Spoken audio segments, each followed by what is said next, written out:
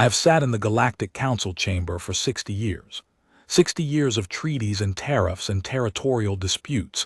60 years of the most powerful peoples in the galaxy arguing about fishing rights in contested nebulae. 60 years of watching delegates fall asleep during budget debates.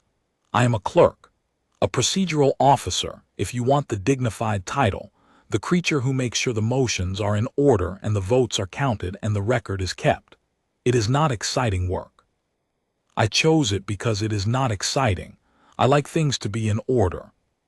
In 60 years, I had seen the chamber shocked exactly twice. Both times were declarations of war between major powers, and both times the shock lasted about an hour before everyone settled down to the grim, familiar business of war. Because war, however terrible, is a thing the Council understands. War has procedures. War has a shape. And then there was the third time. The time I am going to tell you about. The time the entire Galactic Council, 400 delegates, the assembled wisdom and power of the civilized galaxy, sat in complete, stunned, uncomprehending silence, not for an hour but for the better part of a day, because something had happened that none of them had a procedure for, that none of them had a shape for, that none of them could fit into their understanding of how the universe worked. It started with 5 words. A delegate stood up in the middle of an ordinary session, holding a report that had just come in, and read it out, and then looked up from it with an expression I had never seen on that particular delegate's face. The face of a creature whose entire model of reality has just developed a crack. The delegate said, "The Velthi have attacked Earth." And then, into the silence that followed, the same delegate said the 5 words that I have thought about every day since. The 5 words that became the title of every telling of this story. The 5 words that capture the exact moment the galaxy's understanding of itself began to come apart. You attacked Earth, why? Let me back up. Let me tell you about the Velthi, and about Earth, and about why those 5 words contained more horror than any declaration of war I ever recorded. The Velthi were idiots. I am sorry. I am a procedural officer, and I am supposed to be neutral and dignified in my record keeping. But I have earned, in 60 years and at my advanced age, the right to occasionally tell the simple truth. And the simple truth about the Velthi is that they were idiots, and their idiocy is the engine of this entire story. And you cannot understand what happened if I dress it up in diplomatic language. The Velthi were a minor power. A mid-tier species, the kind the galaxy has hundreds of, not weak exactly, but not great. A people with a modest territory and a modest fleet and an entirely immodest opinion of themselves. That was the defining trait of the Velthi, the gap between what they were and what they believed they were. They believed they were a great martial people, a warrior race, a force to be reckoned with. They were, in actual fact, a medium-sized commercial power with a chip on their shoulder, and a military that had not fought a real war in 3 centuries, and had spent those 3 centuries getting very good at parades and very bad at everything else. The Velthi were forever posturing, forever making grand declarations, forever taking offense, forever puffing themselves up in the council chamber over imagined slights. The other delegates found them tiresome, the way you find a small, loud creature tiresome, not threatening, just exhausting. The Velthi delegate was always the one demanding to be heard, always the one insisting on the dignity of the Velthi people, always the one whose speeches went on too long and meant too little. We had all learned to tune them out. 60 years of procedural work teaches you to tune out a great deal. And the Velthi, in their 3 centuries of parades and posturing, had developed a particular fixation. They were obsessed with their ranking, with status, with being taken seriously as a power. And they had decided, somewhere in the collective ego of their leadership, that the thing holding them back, the thing keeping them from the greatness they were sure they deserved, was that they had never won a real war. A great power, the Velthi reasoned, is a power that has conquered. And the Velthi had never conquered anyone, and so the Velthi were not taken seriously, and so the Velthi needed badly to conquer someone to prove themselves, to claim their rightful place among the great powers of the galaxy. They needed a war they could win, a small war, a safe war, a war against someone weak enough to beat easily but real enough that beating them would count. They needed, in essence, a victim, a minor, harmless, isolated little people that the Velthi could conquer cheaply and then point to forever after as proof of Velthi greatness. And the Velthi, searching the galaxy for the perfect harmless victim, looked at the records and found a young, isolated, minor species out on the galactic rim. A species that had only recently come up into the wider galaxy. A species with a single home system and a modest presence and no great alliances and no fearsome reputation. A species that the Council records classified, and this is the part that still makes me laugh, a dry old clerk's laugh, the laugh of someone who has seen how badly the powerful can misread the universe. A species that the records classified as Tier 4, developing, non-threatening, low strategic priority. That species was humanity, and the Velthi looked at humanity's file at the Tier 4, non-threatening, low priority classification and they thought, perfect. There is our victim. There is our cheap, easy war. There is the conquest that will finally make the galaxy take us seriously. I want you to sit with the magnificence of that misjudgment for a moment. The Velthi went looking for the most harmless, beatable, low-stakes target in the galaxy, and they chose Earth. They chose, out of all the peoples in the galaxy, the one people whose harmlessness was the single most catastrophic miscalculation a power could possibly make. They chose Earth because they thought it was weak. The weakness was the entire appeal. They wanted weak, and they found Earth, and they thought Earth was the answer to their prayers. It was the answer to something, all right, just not their prayers. I should explain why humanity's file said Tier 4, non-threatening, because the misclassification is not the Velthi's fault, not entirely, and understanding it is important. Humanity was new. That part is true. They had come up into the galaxy only recently, and they were, by the raw numbers, a minor power, one home system, a modest fleet, no vast territory, no great age. By every metric the Council used to rank peoples, humanity ranked low. The metrics were not wrong. They were just measuring the wrong things. You see, the Council's ranking system had been designed over millennia by the great powers to measure the things the great powers cared about: territory, fleet size, raw industrial output, military history. It was a ranking system for a galaxy of conventional powers who fought conventional wars and held conventional territory. And by those measures, humanity was unremarkable. A young Tier 4 species, one system, no conquests, low priority. What the ranking system did not measure, what it had no column for, no metric for, no way of even perceiving, was the things that actually made humanity what they were. It did not measure the insane interconnectedness of human society, the way humans had woven themselves into the galactic economy at 1,000 invisible points in their brief time among the stars. It did not measure the human genius for logistics, for networks, for getting things from one place to another, which had made humans the quiet, indispensable couriers and shippers and middlemen of half the galaxy without anyone quite noticing. It did not measure the human refusal to ever forget a friend or a debt or an injury. And it did not measure the single most dangerous thing about humanity, the thing that no other people in the galaxy possessed in remotely the same degree, the thing that the entire rest of this story is about. Humanity had friends, everywhere, vast numbers of them. Humanity, in its brief, unremarkable time in the galaxy, had done the thing that no calculating great power ever bothered to do. They had been decent to people, to everyone.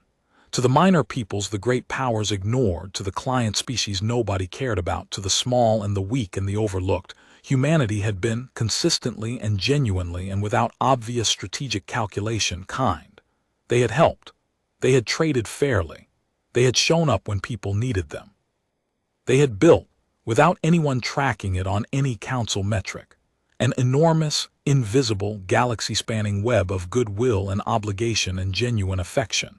A web so large and so deep that humanity, the Tier 4 non-threatening low-priority species, was in actual fact connected to and beloved by more peoples across the galaxy than any great power had ever been. None of that was in the file. The file said Tier 4. The Velthi read the file, and the Velthi attacked Earth. The attack itself was almost nothing. I want to be clear about that, because the smallness of the attack is part of the absurdity, part of the comedy that curdles into horror as this story goes on. The Velthi did not launch some massive invasion. They could not have. They did not have the fleet for it, whatever they believed about themselves. What they did was send a raiding force, a modest squadron, a dozen warships, enough to make a show of it, to Earth's system, with orders to attack human shipping, bombard a few facilities, make a great deal of noise, and then withdraw, having conquered in the loose, face-saving, parade ground way the Velthi understood conquest. It was meant to be a demonstration, a flexing. The Velthi did not even particularly intend to occupy Earth or kill very many humans. They intended to attack, declare victory, and strut home with their long-awaited war trophy, to finally be taken seriously. The squadron arrived at Earth, and it did attack. It destroyed some human shipping. It damaged some orbital facilities. It killed. And this is the number that matters, the number that the Velthi did not understand the meaning of. It killed 211 human beings, before something the Velthi did not expect happened, and the squadron found itself in a fight it had not planned for, and 3 of its 12 ships did not survive the day, and the rest withdrew in considerably more disarray than they had arrived. 211 humans. By the cold arithmetic of galactic war, by the standards of the great powers who fought wars where millions died, 211 was nothing. A rounding error. The kind of casualty figure that does not even make it into the summary of a real war. The Velthi, withdrawing, having lost 3 ships but having successfully attacked and conquered their chosen victim, did not think the number was significant. They thought they had gotten their war, paid a modest price for it, and could now strut home and demand the galaxy's respect. They had not understood the number. They had not understood anything, because to humanity, 211 was not a rounding error. To humanity, 211 was 211 names. 211 people with families, with friends, with whole lives, each one a person that some other person loved. Humanity did not do the cold arithmetic of the great powers. Humanity had never learned to think of its dead as a number. And a people who attacks Earth and kills 211 humans has not committed a minor rounding error provocation. A people who does that has, without having the faintest idea what they have done, declared themselves the enemy of the most connected, most beloved, most quietly capable, and least forgetting species in the galaxy.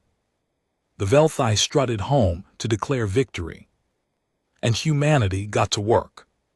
Now I have to bring you back to the council chamber, because the chamber is where I was, and where I saw the thing that I have spent the rest of my life trying to describe. The news of the Velthi attack on Earth reached the council a few days later, in the ordinary way, as an item of business, a minor border incident, a Tier 4 species attacked by a mid-tier power, the kind of thing the council handled a dozen times a year without much fuss. It was not at first a big item. It was on the agenda somewhere below a debate about mining rights. When the delegate read out the report, the Velthi have attacked Earth, there was not, at first, any great reaction. A few delegates looked up, most did not. It was a minor incident involving minor powers, low priority. And then one delegate did react. One delegate, and it was the delegate from the Sapphire Reaches, an old shrewd people who, unlike most of the council, actually paid attention to the things the official metrics did not measure. One delegate went very still, and then stood up, and asked the Velthi delegate to confirm the report. And the Velthi delegate stood up, puffed with pride, delighted to finally have a conquest to boast about, and confirmed it grandly. Yes, The great Velthi people had attacked and conquered the human world of Earth, and the galaxy should take note of Velthi might. And the delegate from the sapphire reaches stared at the Velthi delegate, and into the ordinary murmur of the chamber said the 5 words, not as a threat, not even as an accusation. As a question of pure, baffled, dawning horror, the way you might speak to someone who has just told you cheerfully that they have swallowed a live grenade. You attacked Earth, why? And something in the tone of it, something in the genuine horror under those 5 simple words, coming from one of the few peoples in the chamber who actually understood what Earth was, made the whole chamber go quiet and look up and begin, slowly, to pay attention. The Velthi delegate did not understand the reaction. Why was the sapphire delegate horrified? The Velthi had won. They had conquered a Tier 4 nobody. They had their war trophy. This was a moment of Velthi triumph, and instead of respect, they were getting this strange, appalled question. You attacked Earth. Why? As if they had done something insane rather than something glorious. Why not? The Velthi delegate said, still grand, still uncomprehending. They were weak, Tier 4, non-threatening, an easy and rightful conquest for the Velthi people. Why does the delegate from the sapphire reaches ask in such a tone? And the sapphire delegate sat back down slowly and put down the report and said something that I wrote into the record exactly as spoken, because I knew, even then, that it would matter. The sapphire delegate said, because, you magnificent fool, you have not conquered a Tier 4 nobody. You have killed humans. Do you understand? You have killed humans. And now every single creature in this chamber who has ever had a human friend, and that is most of us, delegate, that is most of us in this room, whether you ever bothered to notice or not, every one of us is now going to sit here and watch what happens to you. And I am very much afraid that what happens to you is going to teach this entire council something about humanity that none of us has ever wanted to learn. For 3 days after the sapphire delegate asked, you attacked Earth. Why? Nothing happened. And the nothing was the first thing that frightened the people in the chamber who were paying attention. I want to explain why nothing is frightening, because it goes against instinct. You would think that the response to an attack would be a response, a counterattack, a fleet, a declaration, something loud and visible and reassuringly conventional. The Velthi certainly expected something like that if they expected anything. They expected, I think, that humanity would either do nothing at all, being a beaten Tier 4 nobody, or would make some doomed little gesture of defiance that the Velthi could crush and add to their list of glorious victories. The Velthi understood the universe in terms of fleets and battles. They were waiting to see whether the humans would send a fleet, so they could beat it. The humans did not send a fleet. For 3 days, the humans did nothing the Velthi could see at all.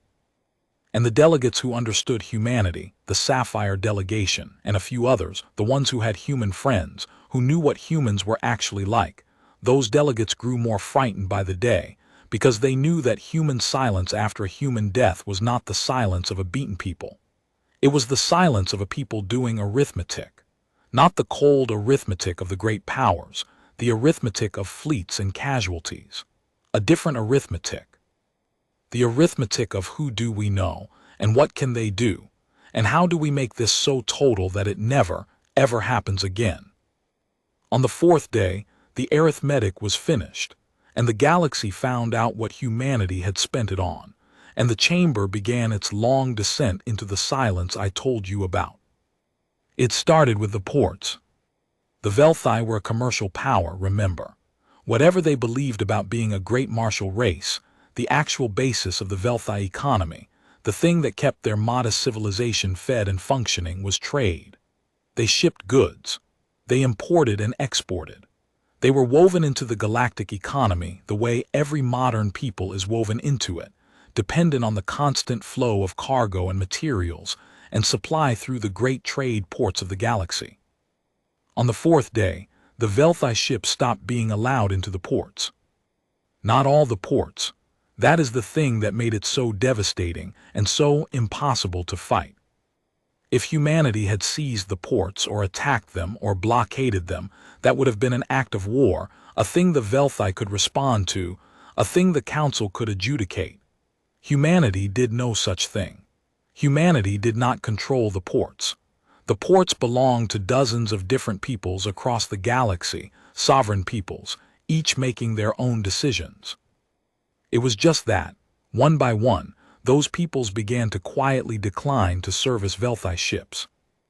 A port owned by the Sapphire Reaches announced, regretfully, that due to scheduling difficulties, it would be unable to accommodate Velthi vessels for the foreseeable future. A port owned by another people cited maintenance. A third cited security concerns. None of them mentioned Earth. None of them mentioned humanity. Each one had its own polite bureaucratic reason, and each reason was unimpeachable, and the cumulative effect, over the span of about a week, was that the Velthi merchant fleet found itself locked out of port after port after port across the galaxy, unable to refuel, unable to resupply, unable to deliver or pick up cargo, with no single enemy to blame and no act of war to point to and no one to fight. The Velthi delegate in the council chamber began to complain about it, stood up on the 6th day and protested that Velthi shipping was being unfairly obstructed, that ports were declining Velthi vessels without cause, that this was a coordinated campaign against the Velthi people, and the council should investigate. And here is where I, the old clerk, had to keep a very straight face because the comedy of it was exquisite and terrible. The council did investigate. That is the procedure. A complaint is filed, an investigation opens. And the investigation found, of course, nothing. Each port had its own legitimate reason. There was no coordination anyone could prove. There was no human fleet, no human blockade, no human action of any kind that the council could identify. There was just a galaxy full of sovereign peoples who had, each for their own stated reasons, independently and coincidentally decided that they would rather not service Velthi ships just now. What could the council do? Order sovereign peoples to service ships they didn't want to service. On what grounds? The Velthi had no case. They had only a slowly tightening noose that no one would admit was a noose. The delegates who understood humanity watched this and went paler by the day, because they understood what they were seeing, and the Velthi did not.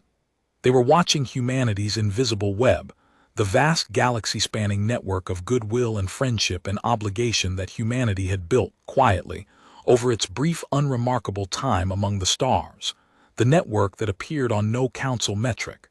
They were watching that web be pulled. Humanity was not attacking the Velthi. Humanity was simply, quietly calling in friends. And humanity, it turned out, had so many friends in so many places, that calling them in was indistinguishable from an act of war by a great power, except that there was nothing to fight, no fleet to destroy, no territory to defend, just the slow, total, friendly strangulation of a people who had made the galaxy's most beloved species into an enemy. It was not only the ports. Once the chamber understood to look, the full shape of it began to emerge, and the shape was breathtaking. The Velthi imported a particular process material. I will not bore you with the chemistry, but it was essential to their industry, a thing they could not make themselves and had to buy. They bought it, as it happened, primarily from a people called the Auran, who manufactured it. And the Auran, about a week into all this, announced that they would no longer be selling that material to the Velthi. The Auran did not explain why. They did not have to. But everyone in the chamber knew, because everyone in the chamber knew that the Auran and humanity had been close for decades, that humans had helped the Auran through a famine years before that no one had bothered to record on any council metric, that the Auran had not forgotten it, and that when humanity quietly let it be known that the Velthi had killed humans, the Auran had not needed to be asked twice. The Velthi tried to buy the material elsewhere. There were other manufacturers. And one by one, the other manufacturers also declined, not because humanity threatened them, but because humanity asked them as friends, and because they were also humanity's friends. And because the galaxy was discovering all at once that it was absolutely saturated with humanity's friends, that you could not throw a stone across the galactic economy without hitting some people who loved the humans and would gladly inconvenience themselves to help them. That humanity's invisible web was not a minor footnote, but the actual hidden architecture of half the galaxy's relationships.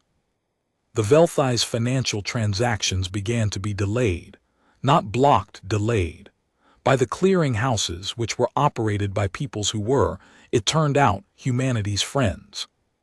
The Velthi's diplomatic missions found doors quietly closing, meetings rescheduled indefinitely, the small social machinery of galactic diplomacy gumming up around them, because the peoples who ran that machinery were humanity's friends. Velthi students at galactic institutions found their enrollments lapsing. Velthi cultural exchanges were postponed. Velthi access to shared research networks degraded. Every one of these things had a polite individual explanation. None of them was an act of war. All of them together were the most comprehensive act of war the galaxy had ever seen, conducted entirely without a single shot, by a Tier 4 non-threatening low-priority species, against a power that had thought it was choosing an easy victim. I have to tell you about the moment the chamber truly understood, because there was a moment, a specific moment, and I was there for it, and it is the heart of this whole story. It came about 2 weeks in. The Velthi delegate, who had begun the affair so puffed and grand, boasting of conquest, stood up in the chamber, and this time the delegate was not boasting. This time the delegate was frightened and trying to hide it and failing. The Velthi delegate stood up and made a formal request to the council. The Velthi people, the delegate said, wished to make peace with humanity. They wished to apologize for the incident at Earth, to pay reparations, to make amends, to put the whole unfortunate matter behind them.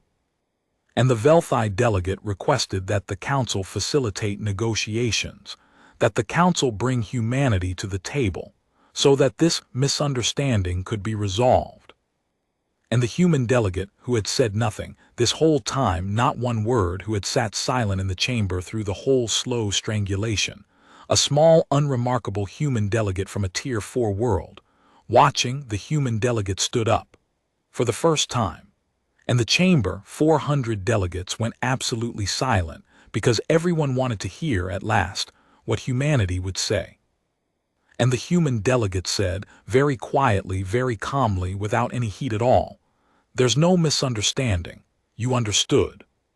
You looked at our file and you saw Tier 4, non-threatening, low priority, and you decided we'd be an easy way to make yourselves look big. You killed 211 of us to feel important. There's no misunderstanding to clear up. You understood exactly what you were doing.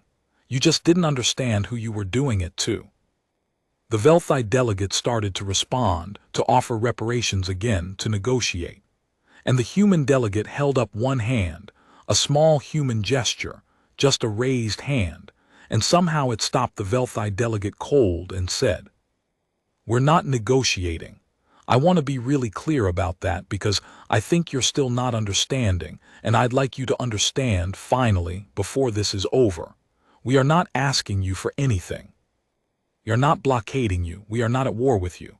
We haven't fired a single shot and we're not going to. We are simply done with you. We have told our friends what you did. That's all we did. We told our friends. And our friends have decided, each one for themselves, that they don't want to do business with people who kill humans for fun.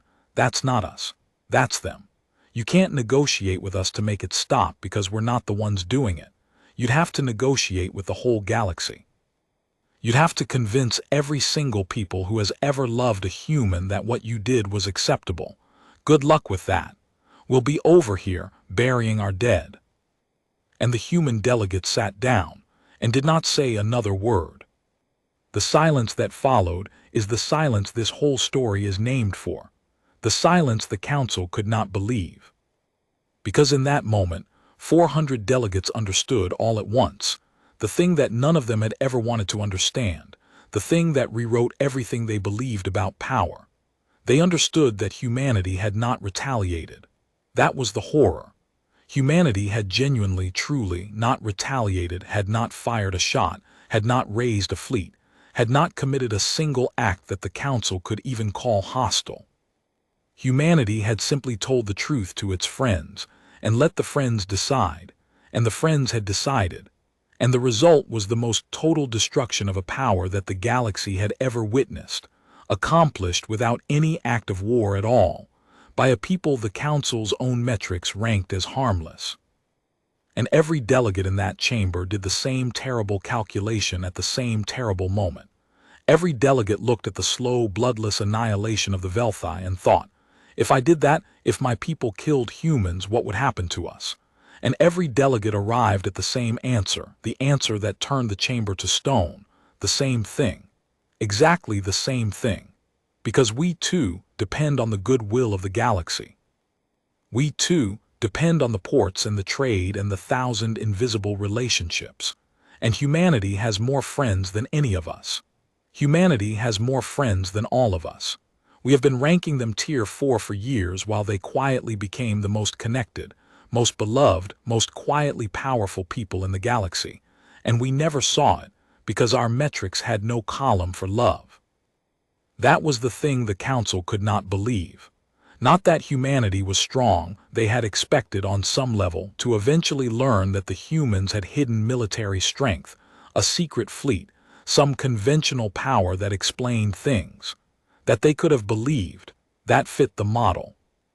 What they could not believe, what broke the model entirely, was that humanity had no hidden military strength, that humanity was exactly as militarily minor as the file said, and that it did not matter even slightly, because humanity had built a different kind of power entirely, a kind the galaxy did not have a word for, a kind that could not be fought because it was made of nothing but the accumulated goodwill of 1,000 peoples who had each, individually, been treated with kindness by humans and had not forgotten it.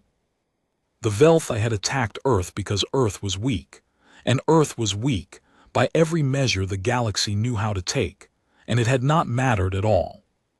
The weakness was real and it was completely irrelevant, because the galaxy's measures had been measuring the wrong thing for 10,000 years, and humanity had quietly become powerful in the one dimension no one was watching, and the Velthi had walked directly into it, grinning, holding their little war trophy, and now they were being erased from the galactic economy one polite refusal at a time, and there was nothing anyone could do to stop it.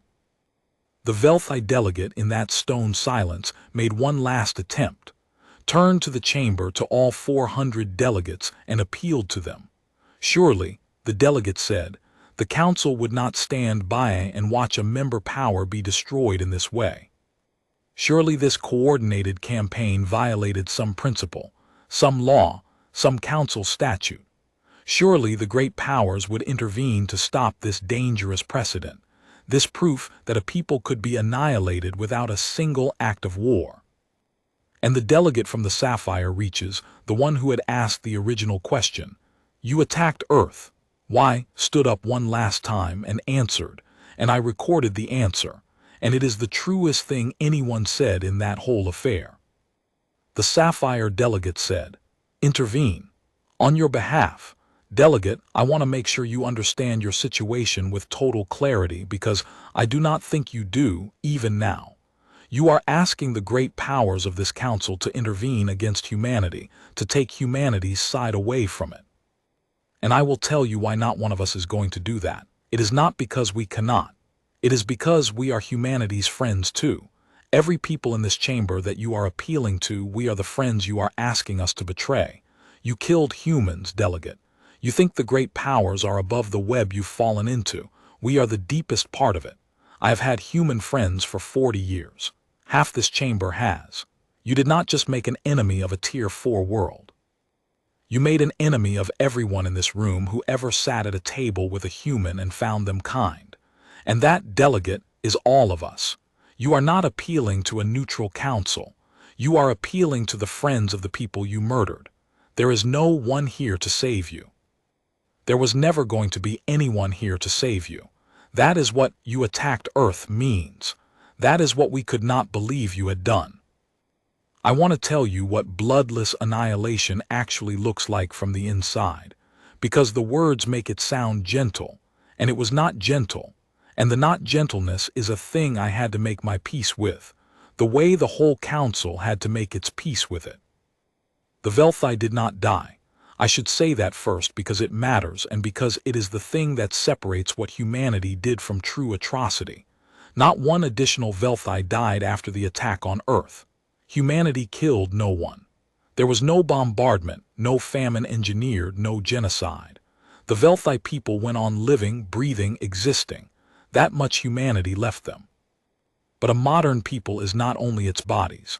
A modern people is its connections, its economy, its place in the great web of galactic exchange, and that humanity took completely. Over the months that followed, the Velthi were removed from the galaxy. Not killed, removed. Their trade collapsed because no one would trade with them. Their industry failed because no one would supply them. Their currency became worthless because no clearinghouse would honor it. Their diplomatic missions withered because every door was politely closed. Their students came home, their researchers were cut off, their cultural life starved, their proud martial fleet sat in dock because no port would refuel it and no manufacturer would sell it parts. The Velthi did not die. They simply ceased to be a participant in the galaxy. They were exiled, not from any single place, but from the entire web of relationship that makes a people part of the living galaxy, sealed into their own systems, alone, with their war trophy and their pride and their 211 corpse victory, to live out their days as a cautionary tale. It was, in its way, more terrible than death. A dead people becomes a tragedy, a thing the galaxy mourns and memorializes. The Velthi became a warning, a living people, going on, year after year, in their sealed and impoverished isolation, while the rest of the galaxy pointed at them and told their children, "That is what happens. That is what happens when you attack Earth. They do not destroy you. They simply tell their friends, and the galaxy closes around you like water around a stone, and you sink, alone, forever." I have wondered sometimes whether humanity understood how terrible the mercy of leaving them alive actually was, whether the humans, in their grief and their cold, finished arithmetic, knew that not killing the Velthi was the crueler choice, that a quick, clean war would have let the Velthi die as warriors, the thing they had always wanted to be, while this left them to rot as a lesson. I asked a human about it, years later. And the human looked at me for a long moment and said, "We didn't do it to be cruel. We did it because we don't kill people just to feel better. 211 of ours were dead. Killing 211 of theirs wouldn't have brought ours back. It would have just made more corpses. So we didn't. We just made sure they'd never be able to do it again to us or to anyone, and we did it without becoming the thing they were." And then the human said, quieter, "If it turned out to be worse for them than a war, well, they chose the war. We just declined to give them the one they wanted." There was one act of mercy at the very end, and I have to tell you about it, because it is the most human thing in this whole human story, and because it is the thing that finally made the rest of the galaxy understand who they had been dealing with all along. After about a year, when the Velthi were thoroughly broken, thoroughly removed, thoroughly turned into a warning, when their isolation was complete and there was no question remaining of who had won, the Velthi people did a thing their pride had never let them do before. They issued, not through their grand posturing delegate, but through a quiet, ordinary message from their actual government, a genuine apology, not a negotiating tactic, not a face-saving maneuver, a real one. They acknowledged what they had done. They named the 211 humans they had killed. They had learned the names by then. Everyone had learned the names. And they asked, not for their place in the galaxy back, not for trade or mercy or rescue, but simply for forgiveness. They had finally, a year too late, in the rubble of their own civilization, understood what they had done. And humanity forgave them. I was in the chamber when the human delegate responded. The same small, unremarkable human who had said, "We'll be over here, burying our dead," a year before. The human stood up, and read the Velthi apology into the record and was quiet for a moment and then said, "We accept, not because what you did is okay. It will never be okay. 211 people are still dead and forgiveness doesn't change that. But we accept your apology because carrying this forever would poison us, and we won't let what you did turn us into people who carry poison. So, we forgive you." And here's what that means, since I don't think you'll believe it. It means we'll tell our friends that too. We'll tell them the Velthi apologized and meant it, and that we've made our peace. And our friends will hear that the same way they heard the first thing. Because that's how it works. We never controlled what the galaxy did to you. We only ever told the truth to people who trusted us. And now the truth is different, so what the galaxy does will be different. The door isn't going to slam open all at once, but it'll start to open, slowly as it closed. And that's the most we can give you, and it's more than you gave us, and I really do hope, that you do something better with your second chance than you did with your first. And humanity did tell its friends. And the door did begin to open, slowly as it had closed, and over the years that followed the Velthi were allowed, gradually, painfully, to rejoin the living galaxy. A humbled people now, a chastened people, a people who had learned the hardest lesson any people ever learned and would never, ever forget it. They are still out there. They are a minor power again, a quiet one now, and they keep in their capital a memorial to 211 humans they killed in their pride, and they tend it, and they teach their children at it. And there is no people in the galaxy more careful now about kindness than the Velthi, because they learned at the total cost of everything exactly what kindness is worth. That is what humanity did. They broke a people completely, and then they let that people rebuild better, and the breaking and the mending were both part of the same lesson. And the lesson was the one humans have always been trying to teach the galaxy, the one the galaxy is so slow to learn, that there is no power like the power of having been good to people, and no safety like the safety of being loved, and no weapon in all the dark like a friend. The Council rewrote its ranking system after that, quietly, without ceremony, but it rewrote it, and the rewriting is, I think, the most important institutional thing that happened in my 60 years of keeping the record. For 10,000 years, the Council had ranked peoples by the things the great powers cared about: territory, fleet, industry, military history. Tier 1 down to Tier 4. A clean, simple, useful system that measured power the way the powerful understood power. And it had ranked humanity Tier 4, non-threatening, low priority, and it had been catastrophically, world-changingly wrong. And everyone now knew it had been wrong, and the wrongness could not be unknown. So they added a column. It took years of debate. The Council debates everything for years, but in the end they added a new metric to the ranking system, a metric no one had ever thought to measure before because no one had ever understood that it was the most important measure of all. They called it, in the dry language of Council bureaucracy, relational density. But everyone knew what it actually measured. It measured friends.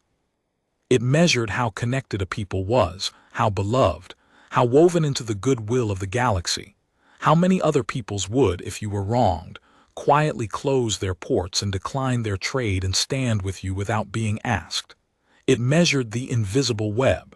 It measured the thing that had destroyed the Velthi and that no one had been watching. And when they applied the new metric retroactively to all the peoples of the galaxy, humanity came out at the very top. Not near the top, the very top. The Tier 4 non-threatening low-priority species turned out to be, by the one measure that had just been proven to matter more than all the others combined, the single most powerful people in the galaxy. Not because of any fleet or any territory, but because they had spent their whole brief, unremarkable history being kind to everyone they met. And the galaxy had quietly, without anyone tracking it, fallen in love with them. The great powers did not like this. I will be honest. The great powers, who had topped the rankings for 10,000 years by virtue of their fleets and their territory, did not enjoy discovering that a young minor species had, without anyone noticing, become more powerful than all of them by the simple expedient of being decent. It offended something deep in them, the way the truth always offends the powerful, but they could not argue with what they had all just watched. They had watched a Tier 4 world destroy a mid-tier power without firing a shot, purely on the strength of who loved it. The evidence was undeniable. The metric was real. And the great powers had to sit with the deeply uncomfortable knowledge that the whole basis of their understanding of power, the whole edifice of fleets and territory and military, might that they had built their supremacy on, had just been revealed to be, if not worthless, then at least not the most important thing, not by a long way. The most important thing turned out to be friends. The most important thing turned out to be love. And you cannot build that with a fleet. You can only build it by being, over and over, day after day, for no immediate strategic gain, good. I am very old now. I have kept the record for 60 years, and I will not keep it much longer, and before I set down the work for the last time I wanted to tell this story properly, in my own voice, the way I saw it, because the official record is accurate but it is not true if you understand the difference, and I have earned, at my age, the right to tell the true version. Here is the true version. Here is what I learned after 60 years in the chamber, on the day the galaxy could not believe what humanity did. The galaxy spends all its time watching the wrong things. We watch the fleets. We watch the territory. We watch the powers that can hurt us, and we rank them and we fear them, and we arrange our whole civilization around the question of who is strong enough to be dangerous. And we are not wrong to do it exactly. The fleets are real. The danger is real. A people that ignores the powers that can hurt it does not last long. But we miss the thing that matters most because it does not look like power. We miss the quiet people who are kind. We miss the species that shows up when you need it, that trades fairly, that remembers your famine and your kindness and your name, that builds, without any strategy at all, an invisible web of goodwill across the whole galaxy. We rank them Tier 4. We file them as non-threatening. We do not watch them because they do not look dangerous. And then one day someone attacks them, thinking they are weak, and the web pulls tight, and we discover, too late, always too late, that we had it exactly backwards. That the kind ones were the powerful ones all along. That the fleets were never the real power. That the real power, the deepest power, the power that can remove a people from the galaxy without firing a shot, was being quietly accumulated, all those years, by the species we ranked lowest, in the one currency we never thought to count. The simple, patient, world-shaking power of being loved. The Velthi attacked Earth because Earth was weak, and the whole Galactic Council watched what happened next and could not believe it and was changed forever by it. And the thing we could not believe was not that humanity was strong. It was that strength had never been what we thought it was. It was that the most dangerous people in the galaxy to cross were not the ones with the biggest fleets. They were the ones with the most friends.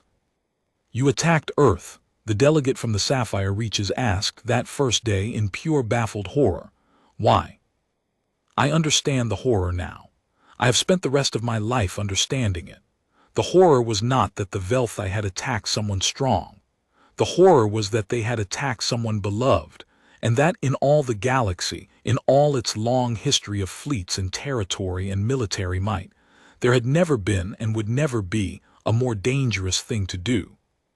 Be kind to people, that is the whole lesson. That is the most powerful thing in the galaxy, and the safest and the most dangerous to be on the wrong side of.